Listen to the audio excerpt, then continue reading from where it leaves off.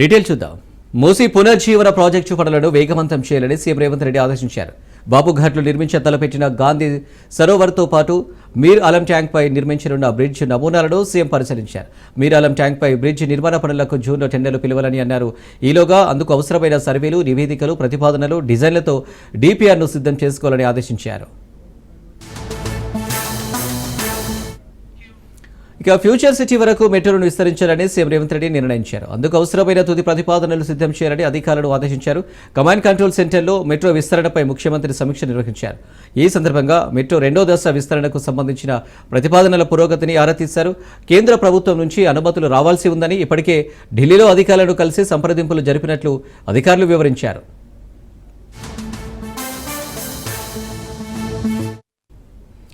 Hyderabad metro 2వ దశ విస్తరణకు సంబంధించి నాగోల్ నుంచి శంషాబాద్ ఎయిర్పోర్ట్ వరకు రాయదుర్గం, కోకాపేట, నియోపోలిస్, ఎంజీపీఎస్, చాంద్రాయనగుట్ట, మియాపూర్, పటాన్చెరు, ఎల్బీ నగర్, హయత్ నగర్ మొత్తం 76.4 కిలోమీటర్ల విస్తరణకు 24,269 కోట్ల అంచనాలతో డీపీఆర్ను రాష్ట్ర ప్రభుత్వం కేంద్రానికి పంపించింది. కేంద్రంతో పాటు రాష్ట్ర ప్రభుత్వం చెరిసగం నిధులు భరించేలా ఈ ప్రాజెక్టు చేపట్టేలా ప్రతిపాదనలు తయారు చేసింది. కేంద్రం నుంచి అనుమతులు సాధించేందుకు నిరంతరం ప్రయత్నించాలని సీఎం సూచించారు. ఇక అనంతరం రీజనల్ రింగ్ రోడ్డు, జాతీయ రహదారులపై అధికారులతో రేవంత్ రెడ్డి సమీక్షించారు. ఈ సమావేశంలో రోడ్ల నిర్మాణానికి సంబంధించిన అంశాలపై చర్చించారు.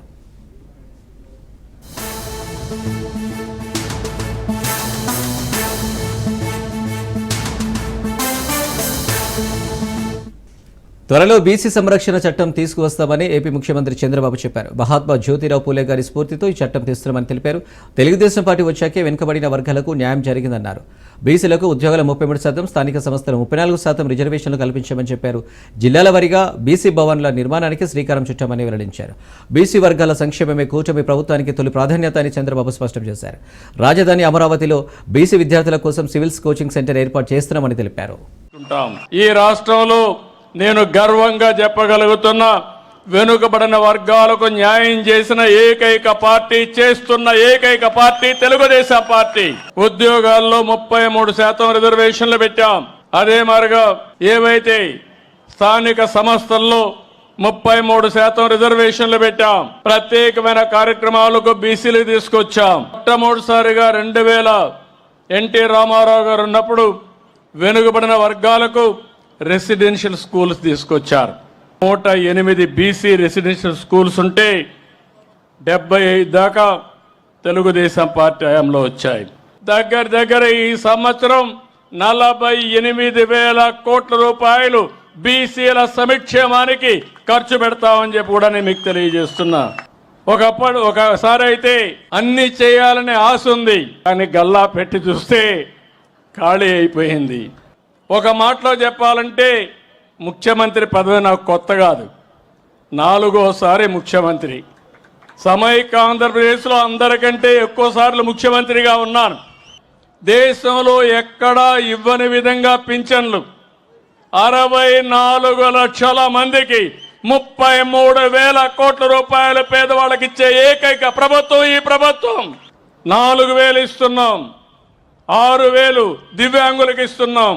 నేను ఎన్నోసార్లు మీకు ఒక మాట చెప్పాను, మీ ఇంటికి ఒక పెద్ద దిక్కుగా ఉంటా, పెద్ద కొడుకుగా ఉంటానని చెప్పి మాట నిలబెట్టుకుంటున్నాను. నేరేల ఘటనపై జాతీయ ఎస్సీ కమిషన్ సీరియస్ అయింది. నేరేల ఘటనపై కమిషన్ని తప్పుపడతారని ఆగ్రహం వ్యక్తం చేసింది. తక్షణమే దుష్ప్రచారం ఆపివేయాలని ఆదేశించింది. లేని పక్షంలో చర్యలు తప్పవని ఎస్సీ కమిషన్ హెచ్చరించింది. నాటి ఘటనపై తీసుకున్న చర్యలను కమిషన్ వివరించింది. ప్రభుత్వానికి పంపిన మధ్యంతర నివేదికను ఎస్సీ కమిషన్ విడుదల చేసింది. బాధితులకు 5 లక్షల పరిహారం ఇవ్వాలని ఆదేశించింది. సంబంధిత పోలీసులను సస్పెండ్ చేయాలని హుకుం జారీ చేసింది.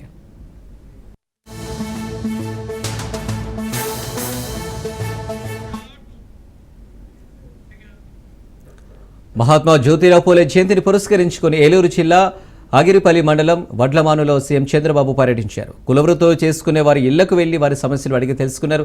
బీసీ వర్గానికి చెందిన నక్కపోయిన కోటయ్య, రంగమ్మ దంపతులను కలిశారు. పశువుల పాడి మీద ఆధారపడి జీవనోపాధి పొందుతున్న వారి సమస్యలను అడిగి తెలుసుకున్నారు. అనంతరం బీసీ వర్గానికి చెందిన బతుల జగన్నాథం సెలూన్కు వెళ్లాడు. ఆయన ఆర్థిక పరిస్థితిని అడిగి తెలుసుకున్నారు. వృత్తికి అవసరమైన కొన్ని అధునాతన పనిముట్లను జగన్నాథ్కి సీఎం అందజేస్తామని చెప్పారు. అలాగే ఇంటికి కొత్త సెలూన్ నిర్మాణానికి ప్రభుత్వం తరపున హామీ ఇచ్చారు చంద్రబాబు. చనిపోయింది. ఆ పిల్ల ఇక మేమే తీస్తే మా దగ్గర వదిలేశారు. ఇక పెద్ద అమ్మాయి చనిపోయింది కాబట్టి కూతురు మీద మా దగ్గర ఉండదు. అయితే సోటు మట్టి మా సెంటు భూమి ఉంది. బాబు గారు మీరు ఎట్టబడ్డా ఎదు కూడా లైన్ చేయాలి కాదు. నువ్వు బాగుపడాలంటే ఏం చేయాలి చెప్పు. ఏం చేస్తే మీ అబ్బాయి కూడా పెట్టా. మీరిద్దరు నువ్వు కూడా ఈ పని చేస్తావా? అక్కడ పని చేస్తావా? వేరే చాట్ పెట్టుకున్నారు. నువ్వు పెట్టుకున్నావా? ఇక్కడే చేసేవాడిని, వేరే చాట్ పెట్టుకున్నా. మీ నాన్నగారు చనిపోయారు. నాన్నగారు చనిపోయిన తర్వాత అమ్మగారు చనిపోయారండి. అమ్మగారు చనిపోయిన తర్వాత మేము చిన్నపిల్లవాడిని. చిన్నపిల్లవాడు అయితే చదువు లేదు. మీరు ఎంతమంది అన్నదమ్ముళ్ళు? మేము మొత్తం 6 మంది. 6 మంది వాళ్ళ దారి వాళ్ళు చూసుకున్నారు. ఎవరి ద్వారా. నీ పిల్లలు ఏం చేస్తారు ఇప్పుడు? ఆడపిల్ల ఇద్దరండి నాకు. బాబు ఆడపిల్ల బాబు సెకండ్ ఇయర్ పాస్ అయ్యాడు. ఇక ఇదే పని నేర్పించా. పెద్ద అమ్మాయి పాప కూడా నా దగ్గరే నేనే బతికిస్తా. ఆ పిల్లని కూడా. ఆ పిల్ల కూడా ఇదే జీవనం. ఇక జీవనం ఏం లేదు. పెద్ద అమ్మాయి చనిపోయింది. ఆ పిల్ల ఇక మేమే తీస్తే మా దగ్గర వదిలేశారు. ఇక పెద్ద అమ్మాయి చనిపోయింది కాబట్టి కూతురు మీద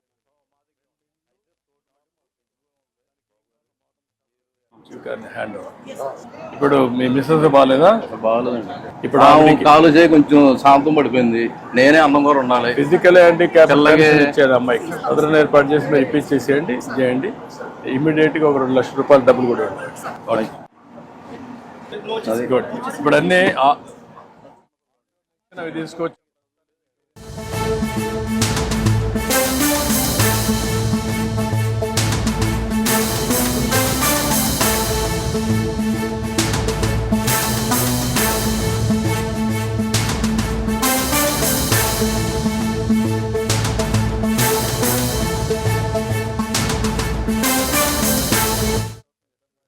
మాజీ ఎంపీ గోరంట్ల మాధవ్కు కోర్టు 14 రోజుల రిమాండ్ విధించింది. మాధవ్తో పాటు మిగతా 5గురికి కూడా న్యాయస్థానం 14 రోజుల రిమాండ్ విధిస్తూ ఆదేశాలు జారీ చేసింది. మాధవ్ను తొలుత నల్లపాడు పిఎస్ నుంచి గుంటూరు జీజీహెచ్కు తరలించిన పోలీసులు అక్కడ వైద్య పరీక్షలు చేయించారు. వైద్య పరీక్షల అనంతరం మాధవ్ను ప్రత్యేక మొబైల్ కోర్టు జడ్జి ఎదుట ప్రవేశపెట్టారు. మాధవ్ తరపున మాజీ ఏఎస్జీ పొన్నవలు సుధాకర్ వాదనలు వినిపించారు. గోరంట్ల మాధవ్కు రిమాండ్ తిరస్కరించాలని కోర్టును కోరారు. వాదనలు విన్న ప్రత్యేక మొబైల్ కోర్టు జడ్జి మాధవ్కు ఏప్రిల్ 24 వరకు రిమాండ్ విధించారు. కోర్టు ఆదేశాల మేరకు మాధవ్ సహా నిందితులందరినీ నెల్లూరు జిల్లా జైలుకు తరలించారు.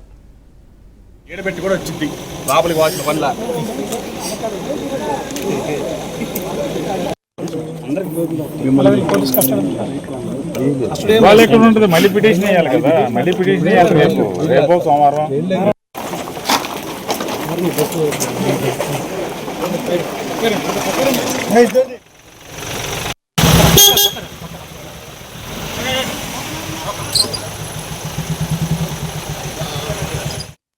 దీనికి సంబంధించి డీటెయిల్స్ రమేష్ అందిస్తారు. రమేష్. అనిల్, ఏదైతే మరి మాజీ ఎంపీ గోరంట్ల మాధవ్ కొద్దిసేపటి క్రితమే న్యాయమూర్తి ముందు హాజరుపరిచారు. ఏదైతే మరి ఐటీడీపీకి సంబంధించినటువంటి కిరణ్ కేసులో 307 కేసు నమోదు చేశారు. మాజీ ఎంపీ గోరంట్ల మాధవ్ తో పాటు మరో 5గురు పైన కూడా కేసు నమోదు చేసినటువంటి పరిస్థితి కనపడుతుంది. అయితే ఈ నేపథ్యంలోనే ఇరు లాయర్ల మధ్య కూడా వాదనలు దాదాపు 3 గంటల పాటు వాదనలు జరిగినటువంటి నేపథ్యంలో కూడా ఏదైతే మరి 307 కి సంబంధించి, ఎందుకంటే నల్లబాడ పోలీసులు పెట్టినటువంటి కేసు చెల్లదంటూ కూడా మరి గోరంట్ల మాధవ్కి సంబంధించినటువంటి న్యాయవాదులు కూడా వాదనలు వినిపించినటువంటి నేపథ్యంలో మొబైల్ కోర్టుకు సంబంధించినటువంటి న్యాయమూర్తి ముందు ఇరు పార్టీలకు సంబంధించి కూడా వాదనలు వినిపించారు. అయితే 3 గంటల పాటు హోరాహోరీగా వాదనలు జరిగినటువంటి నేపథ్యంలో కూడా ఆయనకి న్యాయమూర్తి రిమాండ్ విధిస్తూ 14 రోజుల పాటు రిమాండ్ విధిస్తూ కూడా న్యాయమూర్తి తీర్పిచ్చినటువంటి పరిస్థితి కనపడుతుంది. ఈ నేపథ్యంలోనే అటు గుంటూరు జిల్లా కారాగారానికి తరలిస్తారని ఒక ఊహాగానాలు వినిపించినటువంటి నేపథ్యంలో అటు మాధవ్ సిఏ ఏదైతే మా మాజీ సిఏగా అధికారిగా పనిచేసినటువంటి నేపథ్యంలో ఆయన్ని న్యాయమూర్తి గుంటూరు జిల్లా జైలుకి వెళ్తారా లేదా నెల్లూరు వెళ్తారా అనేది కూడా వినిపించినటువంటి నేపథ్యంలో నెల్లూరు కారాగారానికి కూడా తరలించేటువంటి అవకాశం ఉంది. ఆయన నెల్లూరు వెళ్తానని న్యాయమూర్తిని అడిగినటువంటి నేపథ్యంలో అక్కడికి తరలించాలంటూ కూడా న్యాయమూర్తి ఆదేశాలు అయితే జారీ చేసినటువంటి నేపథ్యంలో మరోపక్క కిరణ్ కూడా ఏదైతే మంగళగిరి సబ్ జైలుకి తరలించినటువంటి నేపథ్యంలో పట్టాభిపురం కేసులో పట్టాపురం పోలీస్ స్టేషన్ లో కూడా కిరణ్ పైన ఒక కేసు నమోదైనటువంటి నేపథ్యంలో తనను కూడా మరి విచారణ నిమిత్తం కూడా తీసుకువచ్చి ఒకవేళ గుంటూరు జిల్లా జైలుకి తరలించేటువంటి అవకాశం ఉంది. ఎందుకంటే ఇద్దరి మధ్య వివాదం నెలకొన్నటువంటి నేపథ్యంలో గుంటూరు కారాగారానికి తరలిస్తారని చెప్పినటువంటి నేపథ్యంలో ఎట్టకేలకు కూడా నెల్లూరు జిల్లా జైలుకి కూడా తరలించేటువంటి అవకాశం ఉంది. అయితే నిన్నటి నుంచి కూడా ఒక ఉత్కంఠ నెలకొంది. ఏదైతే మరి గోరంట్ల మాధవ్ ఒక మాజీ ఎంపీగా పనిచేసినటువంటి నేపథ్యంలో, ఒక పోలీస్ అధికారిగా ఉన్నటువంటి నేపథ్యంలో సాక్షాత్తు రోడ్డుపైకి కిరణ్ పోలీసు వాహనాన్ని ఆయన ఎమ్మడించినటువంటి వ్యవహారం కానీ, దాడి చేసినటువంటి వ్యవహారం కానీ పూర్తి స్థాయిలో ఒక చర్చనీయాంశంగా మారినటువంటి పరిస్థితి కనపడుతుంది.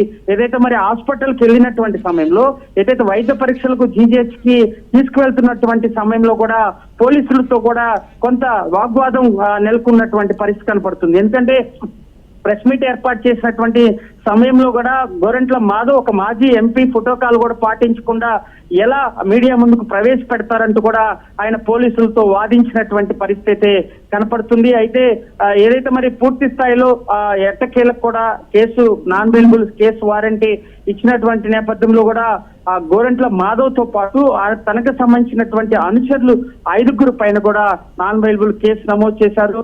ఏదైతే మరి గుంటూరు న్యాయమూర్తి ముందు రిమాండ్ విధించిన తర్వాత రోడ్డు మార్గంలో కూడా నెల్లూరు జిల్లా జైలుకి తరలించేటువంటి అవకాశం అయితే కనిపిస్తుంది. నిన్నటి నుంచి జరుగుతున్నటువంటి ఈ వివాదానికి ఏదైతే మరి వైఎస్ భారతి పైన చేసినటువంటి కిరణ్ చేసినటువంటి వ్యాఖ్యలు వ్యవహారంగానే ప్రభుత్వం చాలా సీరియస్ గా తీసుకొని తన పైన కూడా ఇప్పటికే చర్యలు తీసుకుంది. ఏదైతే మరి చట్టం తన చేతిలో తీసుకొని గోరంట్ల మాధవ్ చేసినటువంటి వ్యవహారం, తన అనుచరులు చేసినటువంటి వ్యవహారం కూడా ఎట్టకేలు కూడా జైలు పాలైనటువంటి పరిస్థితి కనపడుతూ, ఒక మాజీ ఎంపీ పోలీస్ అధికారిగా పనిచేసినటువంటి గోరంట్ల మాధవ్ చట్టం తన చేతిలో తీసుకోవడం వలన ఈ రోజు జైలు పాలైనటువంటి పరిస్థితి కనపడుతుంది. రాజకీయ వర్గాల్లో కూడా ఇదే చర్చ కొనసాగుతున్నటువంటి పరిస్థితి కనపడుతుందని. Right Ramesh, thank you. వాళ్ళు ఎక్కడ ఉంటుంది, మళ్ళీ పిటిషన్ వేయాలి కదా, మళ్ళీ పిటిషన్ వేయాలి రేపు సోమవారం.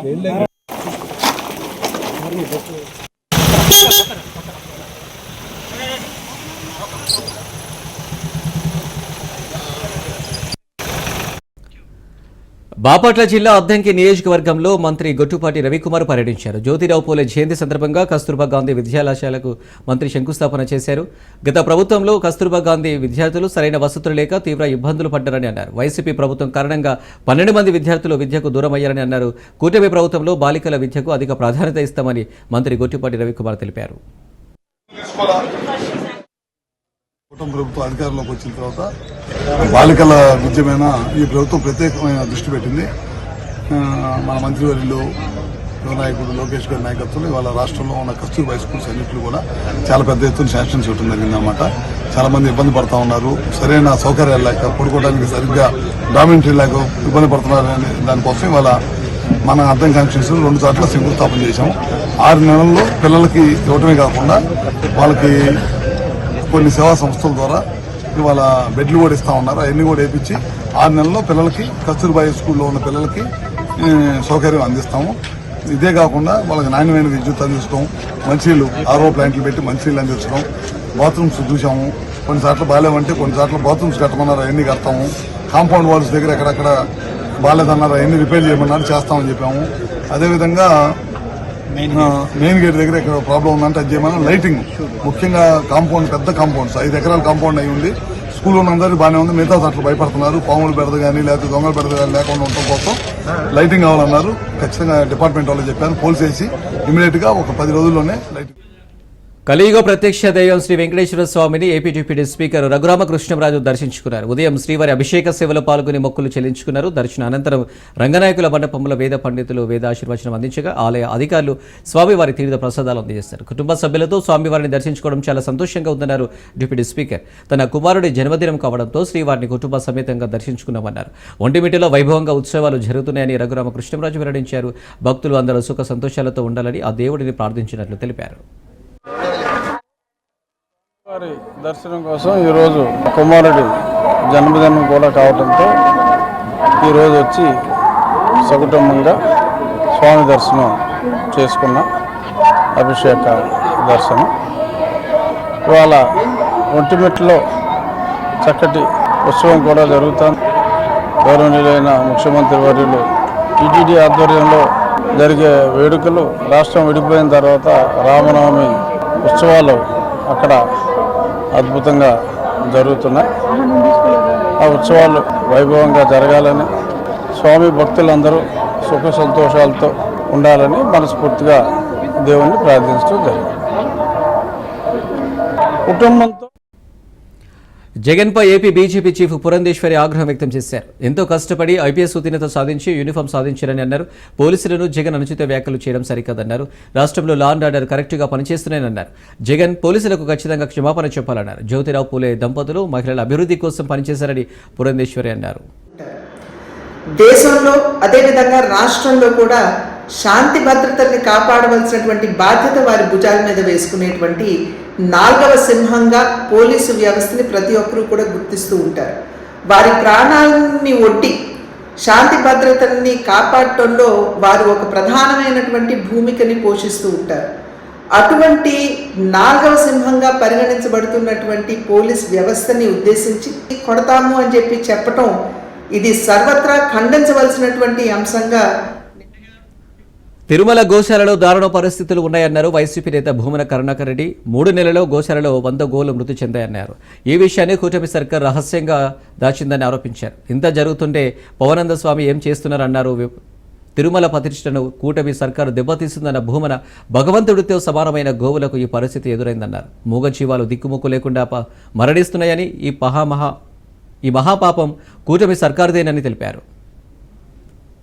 పాప ప్రక్షాళన చేస్తామని చెప్పినటువంటి చంద్రబాబు నాయుడు గారు పవనానంద స్వాముల వారి ఆధ్వర్యంలో నడుస్తున్నటువంటి ఈ ప్రభుత్వ ఆధ్వర్యంలో తిరుమల తిరుపతి దేవస్థానం వారి గోశాలలో గత 3 నెలలుగా దాదాపు 100కు పైగా గోవులు మృతి చెందుతున్నాయి. దీన్ని దాచిపెట్టేసినారు. ఎంత దారుణమైనటువంటి పరిస్థితి అంటే గోవును తాకితేనే, గో ప్రదక్షిణ చేస్తేనే సకల తీర్థాలలో స్నానమాచరించినట్టుగా, సకల తీర్థాల దర్శనమైనట్లుగా భావించేటువంటి ఈ పవిత్ర భారతావనిలో అది కూడా అత్యంత పవిత్ర పుణ్యక్షేత్రమైన వికారాబాద్ జిల్లా మర్పల్లి మండలంలో స్పీకర్ గడ్డం ప్రసాద్ పర్యటించారు. పలు అభివృద్ధి పనులకు స్పీకర్ గడ్డం ప్రసాద్ శంకుస్థాపన చేశారు. గ్రామాల అభివృద్ధి ధ్యేయంగా పనిచేస్తారని స్పీకర్ గడ్డం ప్రసాద్ అన్నారు. రాష్ట్ర ప్రభుత్వం ప్రతిష్టాత్మకంగా ప్రవేశపెట్టిన సన్నబియ్యం పంపిణీ పథకం పేదలకు ఎంతగానో ఉపయోగపడుతుందని స్పీకర్ తెలిపారు. ప్రభుత్వం ఏర్పడిన తర్వాత నిరుద్యోగ యువతకు ఉపాధితో పాటు ఖాళీగా ఉన్న ప్రభుత్వ ఉద్యోగాలను భర్తీ చేస్తుందన్నారు. ఈ రాష్ట్ర ముఖ్యమంత్రి శ్రీ రేవంత్ రెడ్డి గారు చాలా పనులు ఊళ్ళకి ఇచ్చారు. తెలియని విషయం అంటూ ఏది లేదు. 10 సంవత్సరాల పరిపాలన లోపల మీరు ఇచ్చిన అవకాశం ఏదైతే ఎమ్మెల్యే మీరిస్తే ఈ రాష్ట్రంలో ఉన్న 118 మంది కలిసి స్పీకర్ చేసినందుకు ముఖ్యమంత్రికి ఏదైతే నిధులు వస్తున్నాయో అంతవరకు నిధులు వచ్చే కార్యక్రమం జరుగుతున్నది. కాబట్టి సిద్దిపేట జిల్లాలో దెబ్బతిన్న పంటలను మంత్రులు పరిశీలించారు. మంత్రులతో నష్టపోయిన రైతులు తమ గోడును వెళ్లబోసుకున్నారు. తమకు నష్టపరిహారం ఇచ్చి ఆదుకోవాలని రైతులు కోరారు. రాష్ట్రంలో కురిసిన అకాల వర్షం రైతులకు తీవ్ర నష్టం వాటిల్లిందన్నారు. సీఎం రేవంత్ రెడ్డి సూచనల మేరకు క్షేత్రస్థాయిలో పంట నష్టం వివరాలను సేకరిస్తున్నామన్నారు. నష్టపోయిన రైతులను ఆదుకుంటామని మంత్రులు హామీ ఇచ్చారు.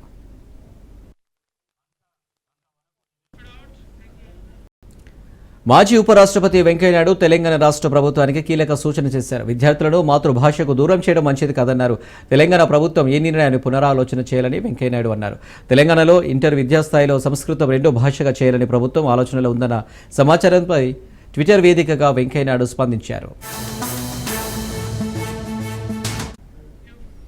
ప్రభుత్వ జూనియర్ కళాశాలలో ఇంటర్మీడియట్ స్థాయిలో సెకండ్ లాంగ్వేజ్గా సంస్కృతం అమలు చేయాలని తెలంగాణ ప్రభుత్వం భావిస్తుందని విచారించారని అన్నారు. మార్కుల దృష్ట్యా ఈ నిర్ణయం అయితే మాత్రం పునరాలోచన చేయాలని సూచించారు. విద్యార్థులను మన మాతృభాషకు దూరం చేయడం మంచిది కాదని చెప్పారు. సంస్కృతాన్ని బోధించడంలో తప్పు లేదు. అదే సమయంలో మనదైన సంస్కృతిని అందిపుచ్చుకునే దిశగా అమ్మ భాష ఆలంబనగా నిలుస్తుందని వివరించారు. అందుకే జాతీయ విద్యా విధానం 2020 సైతం మాతృభాషకు ప్రాధాన్యత ఇచ్చిందని తెలిపారు. ఈ స్ఫూర్తిని అందిపుచ్చుకొని విద్యార్థులను మాతృభాషకు మరింత చేరువ చేసే దిశగా తెలంగాణ ప్రభుత్వం చర్యలు తీసుకోవాలని మాజీ ఉపరాష్ట్రపతి ఆకాంక్షించారు.